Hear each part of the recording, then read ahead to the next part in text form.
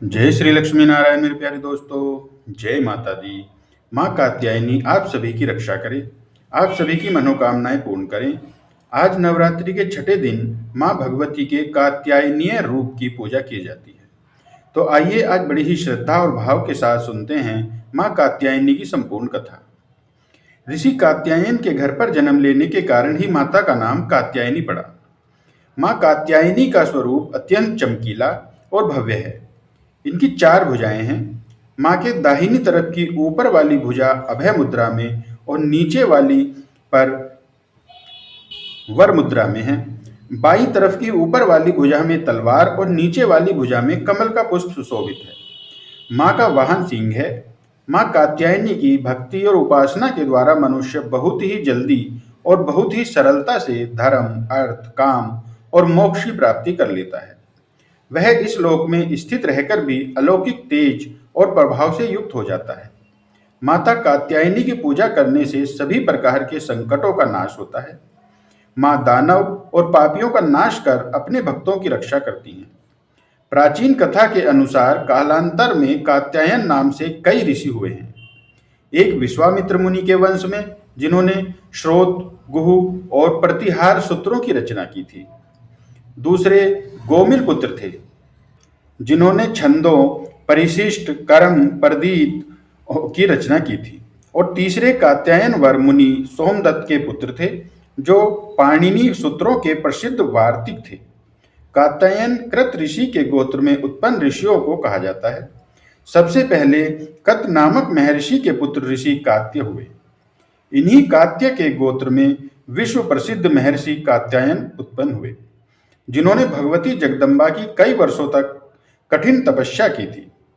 फिर एक दिन प्रसन्न होकर देवी जगदम्बा ने कात्यायन ऋषि को दर्शन दिए और तब कात्यायन ऋषि ने उनसे अपनी पुत्री के रूप में अपने घर पर जन्म लेने का प्रार्थना की। तब देवी ने कात्यायन ऋषि को यह वरदान दिया कि वह पुत्री के रूप में उनके घर पर जन्म लेगी। और इस प्रकार अपने वचन का पालन करते हुए देवी जगदम्बा ने कात्यायन ऋषि के यहाँ जन्म लिया और फिर महिषासुर दैत्य का वध किया। एक और कथा के अनुसार भगवान श्री कृष्ण को पति रूप में प्राप्त करने के लिए ब्रज की गोपियों ने इन्हीं देवी की पूजा कालिंदी यमुना के तट पर की थी। और देवी कात्यायनी को ब्रजमंडल की अधिष्ठात्री देवी के रूप में भी पूजा जाता है। दरअसल ब्रज की गोपियां सांवले सलोने श्री कृष्ण पर अपना सब कुछ न्यौछावर कर चुकी थी। अब उनके जीवन में इच्छा थी तो केवल एक बार श्री कृष्ण के चरणों का कृपा प्रसाद पाने की। सोते, जागते, उठते, बैठते, खाते, पीते, हर समय यानी कि जीवन की प्रत्येक गति में उन गोपियों के तो मन में श्री कृष्ण ही बस गए थे। उन्हें आवश्यकता थी तो केवल श्री कृष्ण को रिझाकर उनके कमल रूपी श्री चरणों में आश्रय प्राप्त करने की। और जब श्री कृष्ण मथुरा चले गए, तब सारी गोपियां बेचैन हो गई, व्याकुल हो गई। इन्हीं व्याकुलता भरे क्षणों में किसी व्रज गोपी ने अपनी दादी नानी के मुख से यह सुन लिया था कि कात्यायनी देवी व्रत के अनुष्ठान से मनोवांछित वर प्राप्त होता है।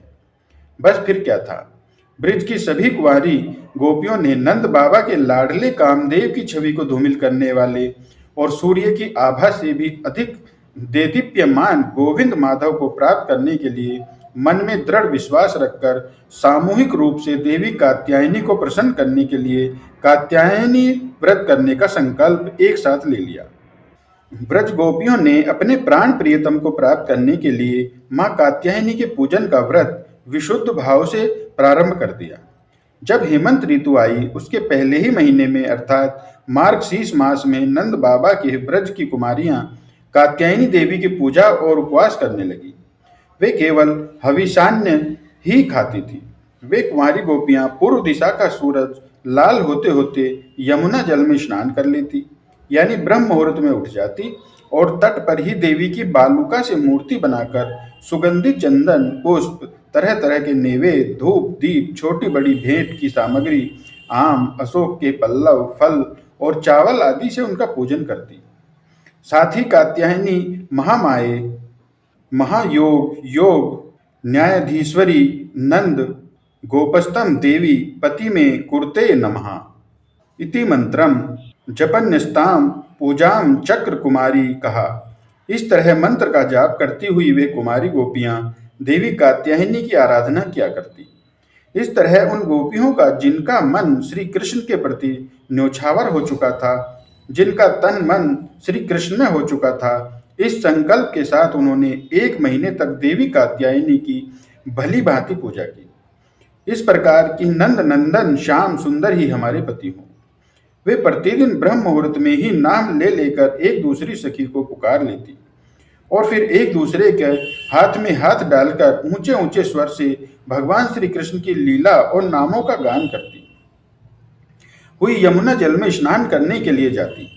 एक दिन सारी गोपियों ने प्रतिदिन की तरह यमुना जी के तट पर जाकर अपने अपने वस्त्र उतारे और भगवान श्री कृष्ण के गुणों का गान करती हुई बड़े आनंद से वे जल क्रीड़ा करने लगी। भगवान श्री कृष्ण सनकादि गोपियों और शंकर आदि योगीश्वरों के भी ईश्वर हैं। उनसे गोपियों के मन की यह इच्छा छुपी नहीं रही। वे उनका अभिप्राय जानकर अपने सखा ग्वाल बालों के साथ उन कुमारी गोपियों की साधना सफल करने के लिए यमुना तट पर पहुंच गए।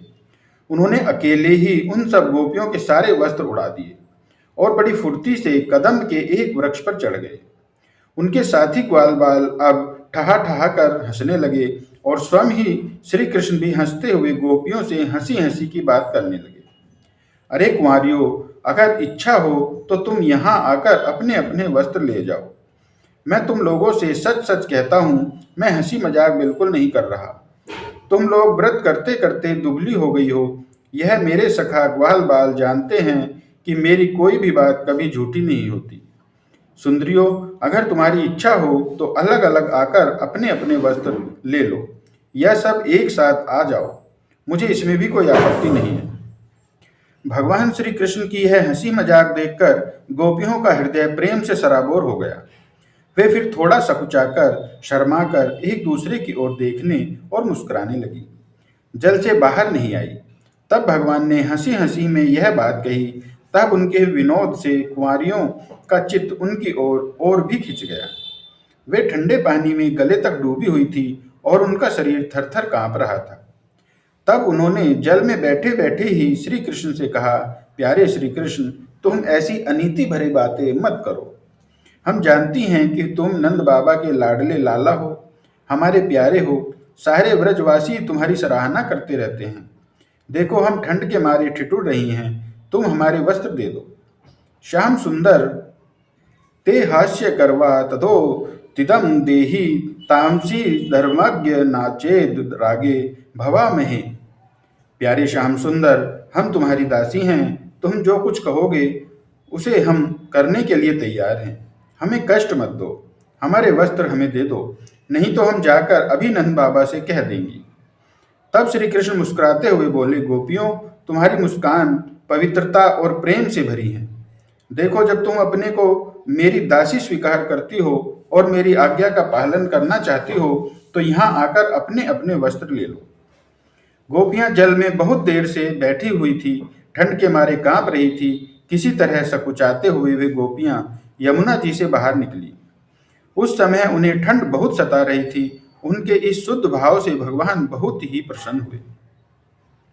उन्हें अपने पास आई देखकर उन्होंने गोपियों के वस्त्र अपने कंधे पर रख लिए। फिर बड़ी प्रसन्नता से मुस्कुराते हुए बोले, अरे गोपियों, तुमने जो व्रत किया था उसे तुमने अच्छी तरह निभाया, इसमें संदेह नहीं। लेकिन इस अवस्था में वस्त्रहीन होकर तुमने जल में स्नान किया है। इससे तो जल के अधिष्ठात्रा देवता वरुण का और यमुना जी का अपराध हुआ है।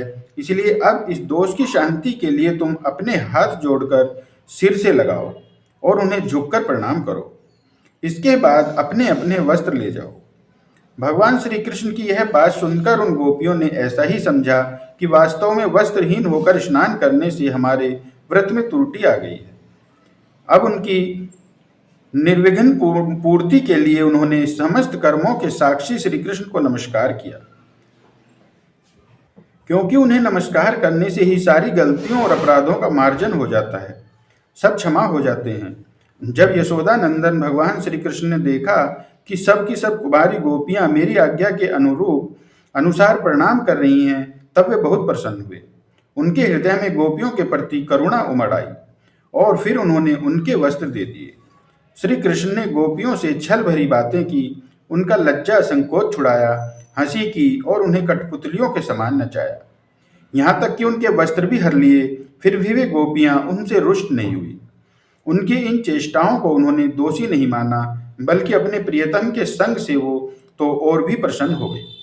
गोपियों ने अपने अपने वस्त्र पहन लिए, लेकिन श्री कृष्ण ने उनके चित्त को इस प्रकार अपने वश में कर रखा था कि वस्त्र पहनने के बाद भी वहां से एक कदम भी आगे नहीं बढ़ पाई।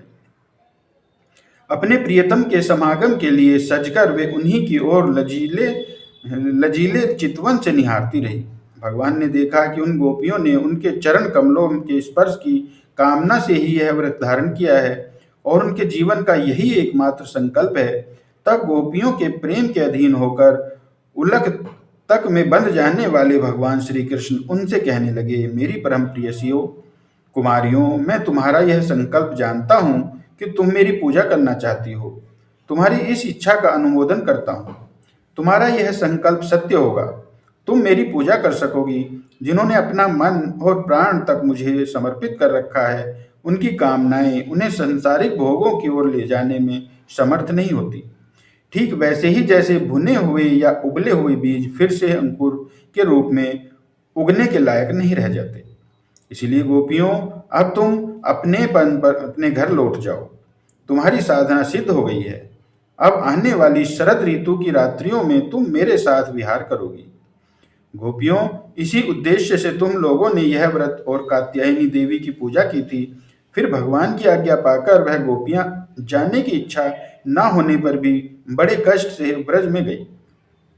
अब उनकी सारी कामनाएं पूर्ण हो चुकी थी। इस प्रकार जैसी जिसके मन में कामना हो, कात्यायनी देवी और भगवान श्री कृष्ण की कृपा से वह मनोकामना पूर्ण हो जाती है। आज के दिन देवी कात्यायनी की पूजा गोधूली बेला में जरूर करनी चाहिए और भगवान श्री कृष्ण की पूजा करने से कात्यायनी देवी के साथ ही भगवान श्री कृष्ण का भी आशीर्वाद प्राप्त हो जाता है। प्रिय श्रोताओं, अब आपको सुनाते हैं मां नैना देवी की कथा। सभी प्रेम से बोलिए, मां नैना देवी की जय हो।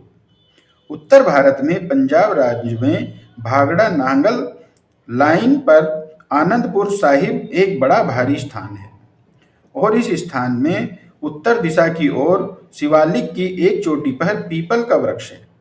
कहा जाता है कि इसी स्थान पर देवी सती के नेत्र गिरे थे, इसलिए यह शक्ति पीठों में माना जाता है। यहाँ पर भगवती नैना देवी का मंदिर भगवती मंदिर के नाम से है और इस पहाड़ी की चढ़ाई लगभग 12 किलोमीटर है।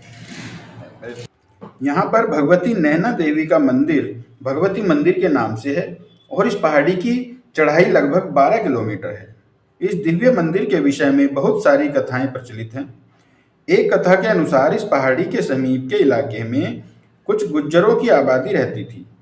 उसमें नैना नाम का गुर्जर देवी का परम भक्त था। वह अपनी गाय, भैंस आदि पशुओं को चराने के लिए इस पहाड़ी पर आया करता था। इस पर जो पीपल का वृक्ष अब भी विराजमान है, उसके नीचे आकर नैना गुर्जर की एक अनब्याही गाय खड़ी हो जाया करती और उसके स्तनों से अपने आप दूध निकल पड़ता। नैना गुर्जर ने यह दृश्य कई बार देखा। वो यह देखकर सोच विचार में डूब जाया करता कि आखिर एक अनब्याही गाय के थनों में इस पीपल के पेड़ के नीचे आकर दूध निकल जाता है। आखिरकार एक बार उसने उस पीपल के पेड़ के नीचे जाकर जहां गाय का दूध गिरता था, वहां पड़े सूखे पत्तों को हटाना आरंभ कर दिया और पत्ते हटाने के बाद उसने जो देखा, उसके आश्चर्य का ठिकाना नहीं रहा। उसे पत्ते हटाने के बाद वहां पर दबी हुई पिंडी के रूप में मां भगवती की प्रतिमा दिखाई दी। नैना गुर्जर ने जिस दिन पिंडी के दर्शन किए, उसी रात स्वप्न में उसे मां भगवती के दर्शन हुए। मां ने उससे कहा कि मैं आदि शक्ति दुर्गा हूं, तू इसी पीपल के नीचे मेरा स्थान बनवा दे, मैं तेरे ही नाम से प्रसिद्ध हो जाऊंगी। नैना मां भगवती का परम भक्त था। उसने प्रातः काल उठते ही देवी मां की आज्ञा अनुसार उसी दिन से मंदिर का निर्माण शुरू करवा दिया और मंदिर कुछ ही दिनों में बनकर तैयार हो गया। तो शीघ्र ही उसकी महिमा भी चारों ओर फैल गई और श्रद्धालु भक्तजन दूर दूर से आकर इस स्थान पर मां भगवती के दर्शन पाने लगे। देवी के भक्तों ने अपनी सामर्थ्य अनुसार वहां पर माँ भगवती का सुंदर, भव्य और विशाल मंदिर बनवा दिया। समीप एक गुफा भी है जिसे नैना देवी की गुफा कहते हैं और भक्त उसके भी दर्शन करने जाते हैं। सभी प्रेम से बोलिए, माँ नैना देवी की जय हो। जम्मू के महाराज चंद्रदेव बड़े धर्मात्मा और दानी थे। उनके यहाँ हजारों दिन दुखी नित्य भोजन पाया करते थे। राजा को किसी भी प्रकार की कोई कमी नहीं थी। उनकी कोई संतान नहीं थी। बस यही उनका एकमात्र दुख था। एक दिन राजा और रानी हरिद्वार स्नान करने गए और तब वहां उनकी भेंट महात्मा हंस देव जी से हुई। महात्मा अंतर्यामी थे। वे राजा के दुख को जानकर कहने लगे, राजन, अगर तुम चंडी देवी का यज्ञ करो तो तुम्हें संतान प्राप्त हो सकती है। महात्मा जी की आज्ञा मानकर वापस आकर राजा ने चंडी देवी के प्रति यज्ञ करवाया। माँ चंडी की कृपा से उन्हें उसी साल एक कन्या प्राप्त हुई। उसका नाम चंद्रभागा रखा गया। दूसरे ही वर्ष उनके एक पुत्र भी हो गया जिसका नाम चंद्रशील रखा गया। कन्या के युवा होने पर उसका विवाह महेशपुर के राजकुमार के साथ करवा दिया गया। कुछ समय के बाद राजकुमार चंद्रशील का विवाह भी था तो महात्मा हंसदेव जी भी जम्मू पधारे। वहां उन्होंने राजकुमारी चंद्रभागा का ललाट देखकर कहा कि 7वें दिन ही यह विधवा हो जाएगी। इस पर तो सब संबंधी महात्मा जी के चरणों में गिरकर उपाय पूछने लगे। हंसदेव जी ने कहा, यहाँ त्रिकूट पर्वत पर माता वैष्णो देवी का निवास है। अगर उनकी कृपा हो जाए तो मृत्यु टल सकती है। ठीक एक सप्ताह बाद ही राजकुमार शांताकार के सिर पर पेड़ की डाल गिरने से उनकी मृत्यु हो गई और इस प्रकार अकाल मृत्यु के कारण चारों ओर शोक फैल गया। तब चंद्रभागा ने प्रण लिया कि जब तक वैष्णो देवी उसके पति को पुनर्जीवित नहीं कर देती वह भोजन नहीं करेगी। इसके बाद उसने पति के शव को भी सुरक्षित कर रखवा दिया। निराहार व्रत करते हुए चंद्रभागा को 9 दिन बीत गए। 10वें दिन देवी ने प्रसन्न होकर दर्शन दिए और वर मांगने को कहा। चंद्रभागा ने कहा कि माँ, पति के बिना मैं कोई वर मांगने का कदापि तैयार नहीं हो सकती। मुझे और कुछ नहीं चाहिए। इस पर देवी ने शांताकार को पुनर्जीवित कर दिया। तो चंद्रभागा ने वर मांगा कि युगों तक देवी उन्हीं के राज्य में निवास करे और अपनी कृपा दृष्टि सदैव बनाए रखे। तब माता ने तथास्तु कहकर यह वर दे दिया और इसी कारण से आज भी भारतीय नारियां घर में जो बोती हैं और जो 9 दिन व्रत रखकर अपने सुहाग की मंगल कामना करती हैं। इन 9 दिनों को नवरात्रि कहते हैं। इसमें तीर्थ यात्रा और माँ भगवती के दर्शनों का विशेष फल प्राप्त होता है। माँ भगवती की एक और कथा के अनुसार एक समय लीलाधारी शंकर देवी पार्वती के साथ नंदीश्वर पर बैठे ही त्रिलोकी का भ्रमण कर रहे थे। तो दंडक वन पहुंचने पर भगवान शंकर ने विरह से व्याकुल होकर घूमते हुए रामचंद्र जी को प्रणाम किया था। इस संबंध में कहा जाता है कि एक बार शिवजी अखंड समाधि में लीन थे। बहुत लंबे समय के बाद जब उन्होंने समाधि खोली तब उनके मुख से पहला शब्द राम निकला।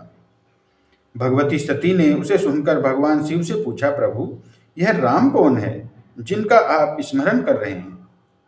तब शिवजी ने उत्तर दिया, हे प्रिय, राम ही तो मेरा आराध्य देव हैं। वे साक्षात परब्रह्म हैं। वर्तमान में वह पृथ्वी लोक पर मानव शरीर धारण कर उत्पन्न हुए हैं और अब वह धरती मंडल पर लीला करते विचर रहे हैं। धर्म की स्थापना के लिए ही मेरे प्रभु ने यह अवतार लिया है। मैं तो उन्हीं का स्मरण कर रहा हूं। यह सुनकर देवी सती के मन में संदेह हुआ कि अगर राम पूर्ण ब्रह्म हैं तो वह सीता जी के विरह में व्याकुल हो रहे हैं और एक सामान्य मनुष्य का सा व्यवहार क्यों कर रहे हैं? क्यों नहीं वे अपनी पत्नी सीता जी को ऐसे ही खोज लेते? वे तो अपनी दृष्टि मात्र से ही सीता जी के बारे में पता लगा सकते हैं और उन्हें अपने पास बुला सकते हैं। अंतर्यामी भगवान शंकर ने जब देवी सती के मन की यह बात जानी कि श्री राम जी ही के पूर्ण ब्रह्म होने के बारे में देवी सती के मन में शंका है, तब उन्होंने सती से कहा, हे प्रिय, यदि तुम्हारे मन में किसी भी प्रकार की शंका है तो तुम स्वयं अपनी बुद्धि से परीक्षा ले सकती हो। भोले शंकर से स्वीकृति पाकर देवी सती उस स्थान पर पहुंची जहां श्री रामचंद्र जी सीता जी के विरह में व्याकुल होकर भटक रहे थे। उस समय देवी सती ने सीता जी का रूप धारण कर लिया और सोचा कि यदि रामचंद्र जी उन्हें देखकर भ्रमित हो जाएंगे तो स्पष्ट हो जाएगा कि वे पूर्ण ब्रह्म नहीं हैं। परंतु देवी सती ने जो सोचा उसका विपरीत हुआ। देवी सती का रूप धारण करके आती हुई देवी सती को देखकर भगवान श्री राम ने उन्हें दूर से ही प्रणाम किया और कहा, हे माता, आप इस वन में क्यों विचरण कर रही हैं? और भगवान शंकर कहाँ हैं? रामचंद्र जी के मुख से माता शब्द सुनकर देवी अत्यंत लज्जित हुई और इस स्वरूप को त्याग कर शंकर जी के पास वापस लौट आई। भगवान शिव जी की भी योग दृष्टि से यह सब कुछ देख रहे थे। जब उन्होंने सती को मात्र मात्र तुल्य सीता जी के रूप में देखा तो त्याग दिया। उसी क्षण उनका त्याग कर दिया। देवी सती के मन में घोर पश्चाताप और दुख हुआ। लेकिन अब और हो भी क्या सकता था? भगवान शिव ने देवी सती से कुछ कहा तो नहीं, लेकिन उसके बाद धीरे धीरे देवी सती को भी पता चल गया कि भगवान शिव ने उन्हें पत्नी रूप में त्याग दिया है। अब यह सोचकर वह दुखी रहने लगी। विधाता का विधान उसी समय दक्ष प्रजापति ने कनखल नामक स्थान पर एक बहुत बड़े भारी यज्ञ का आयोजन किया। यज्ञ में भाग लेने के लिए उन्होंने सभी देवी देवताओं को तो निमंत्रित किया, लेकिन पूर्व द्वेष के कारण भगवान शिव और देवी सती को नहीं बुलाया। राजाओं और देवताओं को विमानों में बैठकर वे यज्ञ में सम्मिलित होने के लिए जाते देखा तो देवी सती अपने पति से भी चलने का आग्रह करने लगी। भगवान शिव ने बिना निमंत्रण के जाना उचित नहीं समझा। तब देवी सती ने पुनः आग्रह किया और तर्क देने लगी कि पुत्री को अपने पिता और अपने गुरु के यहाँ बिना बुलाए जाने में कोई दोष नहीं। आखिरकार शिवजी ने भी सती को तो दक्ष के यहाँ जाने की सलाह दे दी, परंतु स्वयं नहीं गए। देवी सती अपने पिता के उत्सव में जाकर सम्मिलित तो हो गई, मगर वहां उनका वैसा आदर नहीं हुआ जैसा कि अन्य निमंत्रित अतिथियों का हो रहा था। भगवान शंकर जी की अर्धांगिनी सती ने समस्त देवताओं के साथ पति को ना बुलाए जाने पर और उनका घोर अपमान समझकर वे इस निरादर को सहन नहीं कर सकी। मन ही मन वह अपने को पत्नी के रूप में त्यागे जाने से भी दुखी थी। दोनों ही कारण थे। बहुत दिनों से वह यह व्यथा झेल रही थी। तब वह यह यज्ञ समक्ष खड़े होकर क्रोध में आकर कहने लगी, हे पिता, मैंने तुम्हारे शरीर से जन्म लिया और तुमने मेरे पति का अपमान किया है।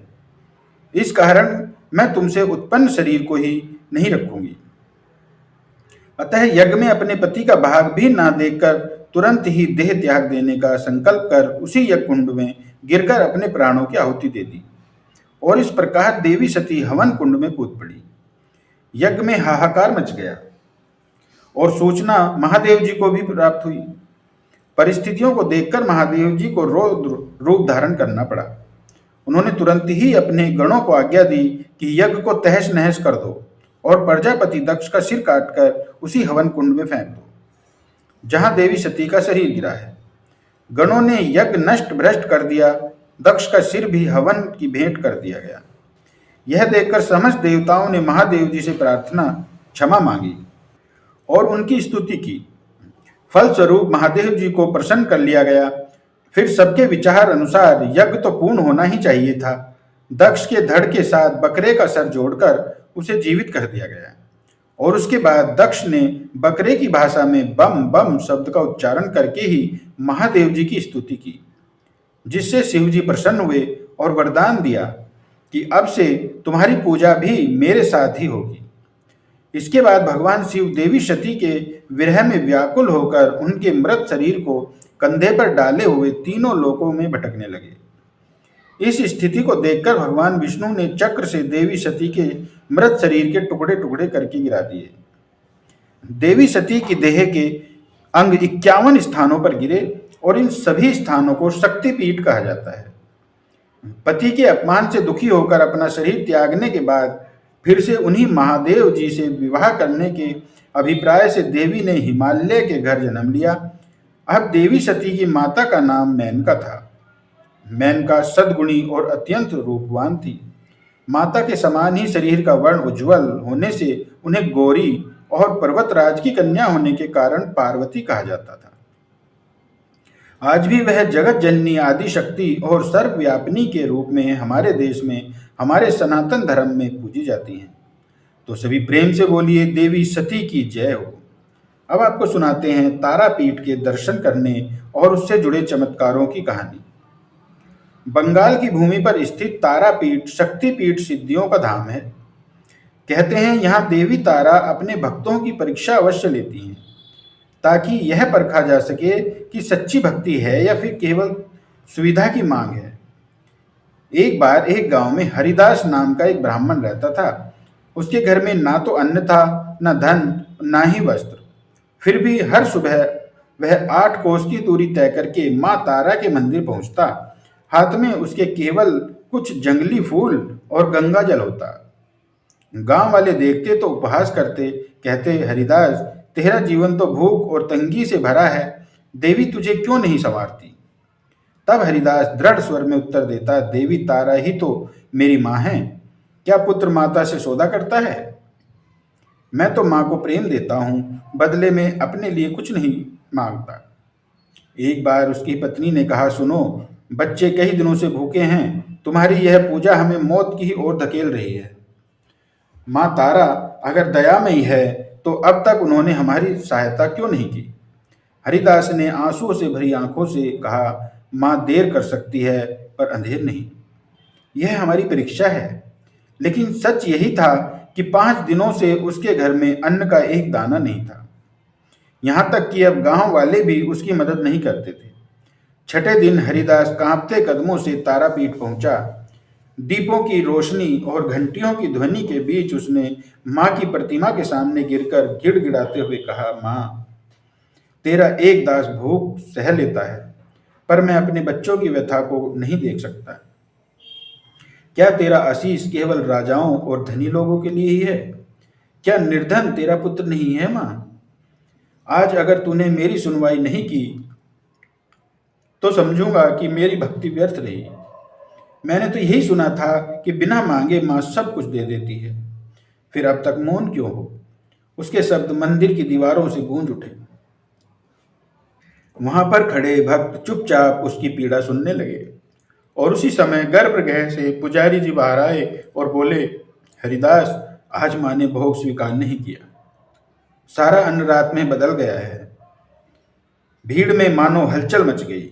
लोग कहने लगे, लगता है माँ उससे रुष्ट हैं। पत्थर सा मौन ओढ़े हरिदास वहीं बैठा रहा। उसकी आंखों से आंसुओं की धारा लगातार बह रही थी और उसके होठों से निकल रहा था, माँ, चाहे तू क्रोधित हो, लेकिन मैं तेरे चरणों से कभी नहीं हटूंगा। 3 दिन और बीते। हरिदास बिना अन्न और जल के केवल मंदिर की सीढ़ियों पर पड़ा रहा और इस तरह उसका शरीर दुर्बल हो गया, पर आंखें मूर्ति से हटती ही नहीं थी। नवमी की रात जब पूरा मंदिर दीपों से जगमगा रहा था, डमरू, शंख आदि गूंज रहे थे, तभी अचानक गर्भगृह से तेजस्वी प्रकाश फूटा।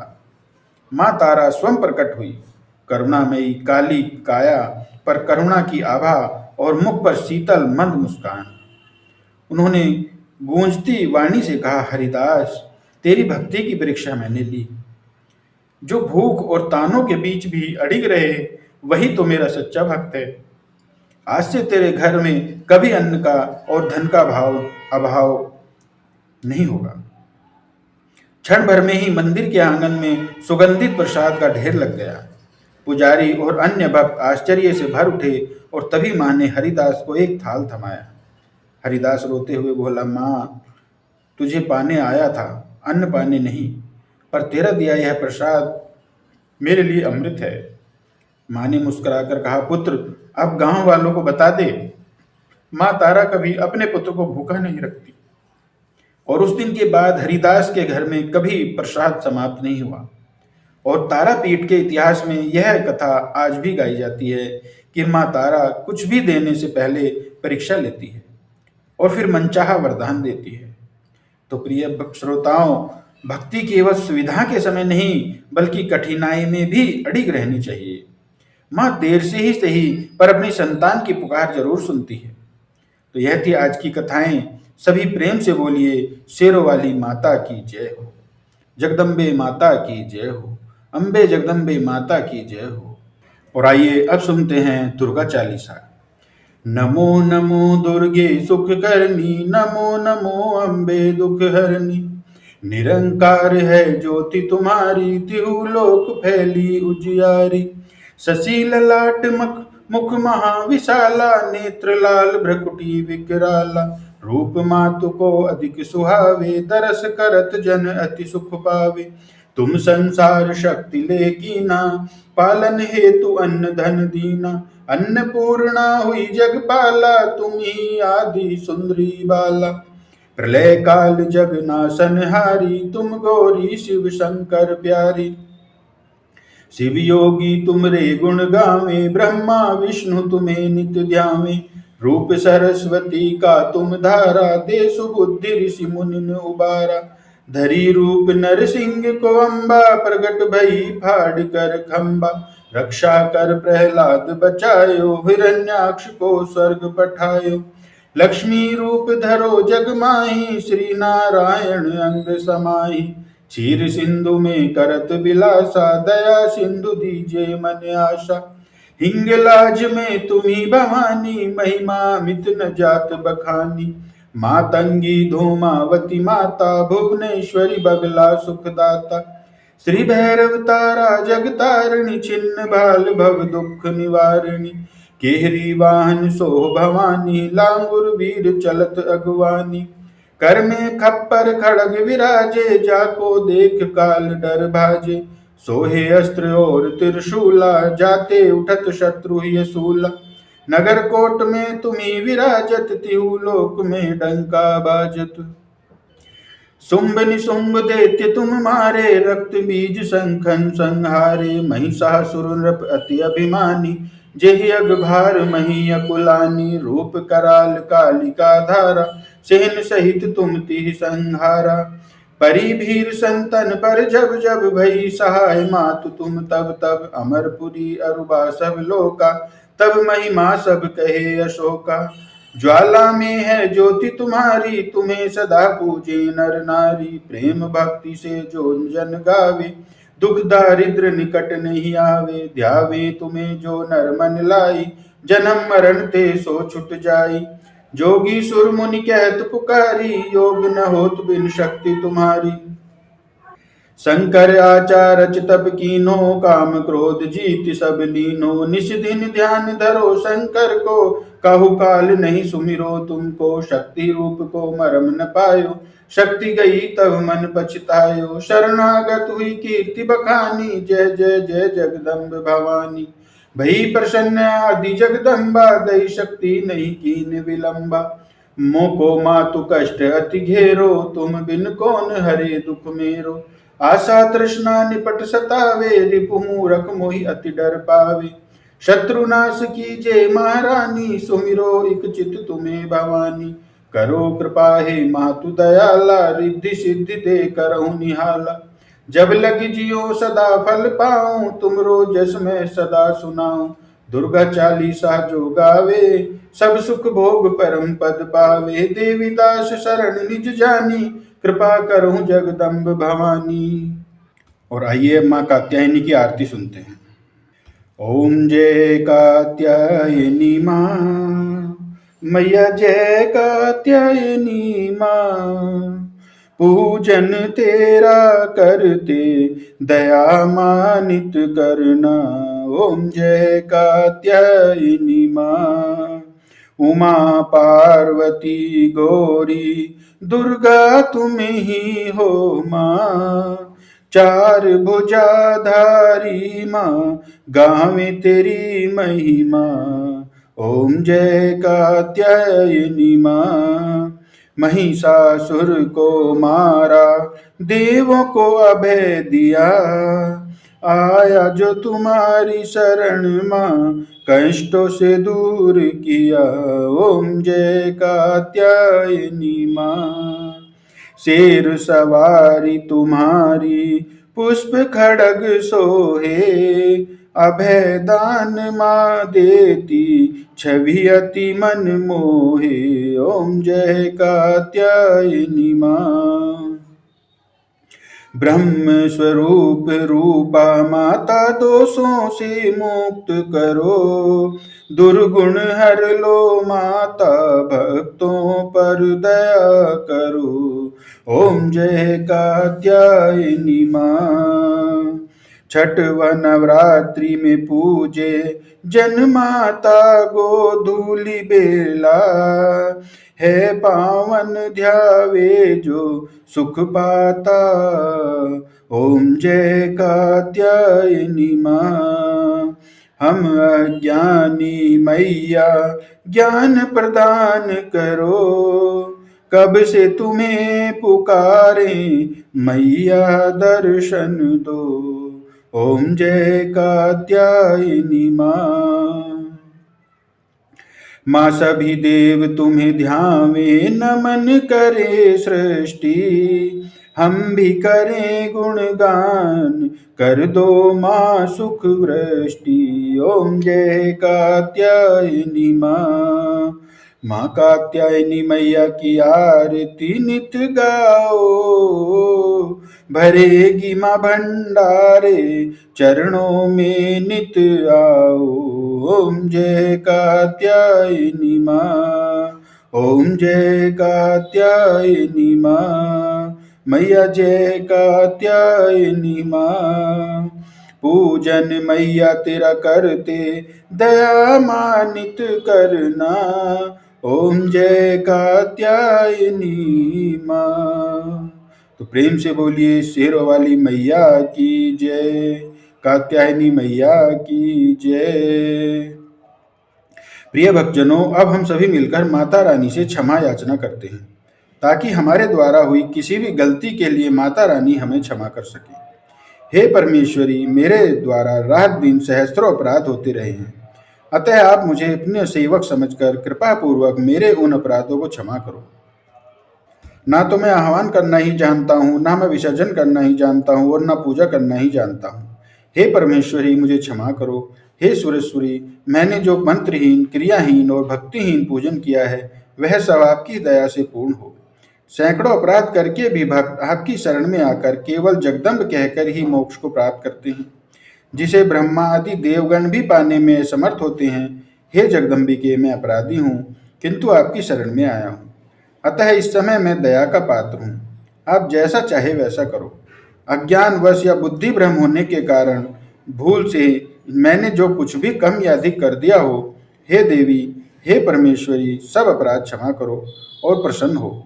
हे जगन्माता, हे कामेश्वरी, सच्चिदानंद स्वरूपिणी परमेश्वरी, आप मेरे प्रेम पूर्वक मेरी यह पूजा स्वीकार करो और मुझ पर प्रसन्न हो। आप गुप्त से भी गुप्त वस्तु की रक्षा करने वाली हो। आप मेरे किए हुए इस जप को ग्रहण करके मेरे सभी अपराधों को क्षमा करो। हे देवी, हे महेश्वरी, आपकी कृपा से मुझे सिद्धि की प्राप्ति हो। हे जगदम्बिके, आप मुझ पर कृपा करो। हे जगजननी